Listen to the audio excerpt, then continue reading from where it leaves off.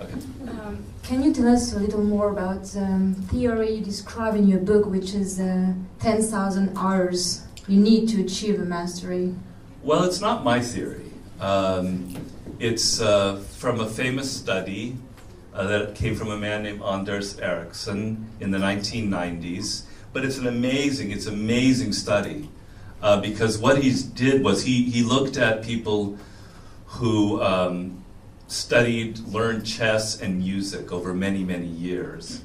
And he discovered, after 20 years of research on this subject, that he could show that at the point of 10,000 hours of practice and experience playing chess or playing a musical instrument, that something happens to the human brain. You could almost show on a piece of paper, you could demonstrate that the brain changes at that point. It's not exactly 10,000 hours. It could be 9,503, 10,102. It doesn't matter. It's in that area. That when somebody has had that many hours of practice, they reach another level. They become a grandmaster in chess. They become a great jazz artist or whatever. And then he went back and he studied other fields in business, athletes, etc., and the same thing, 10,000 hours. And what it means is that when you learn something over such a long period of time, there are so many pieces of information in your brain that are now able to make connections. It happens so quickly, you can think like in an instant. Thoughts come to you. That's what creativity is. That's what's inspiration. It's not a function of you were born that way. Einstein wasn't born with the theory of relativity in his brain. He spent, literally, and we can prove it, we can go back and figure it out. He literally spent 10,000 hours thinking about the first theory of relativity, and then this incredible idea came to him.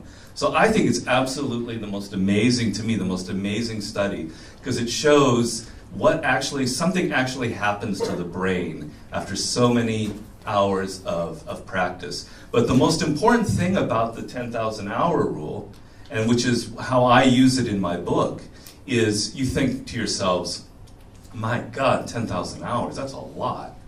You know, how boring. How am I ever going to reach 10,000 hours?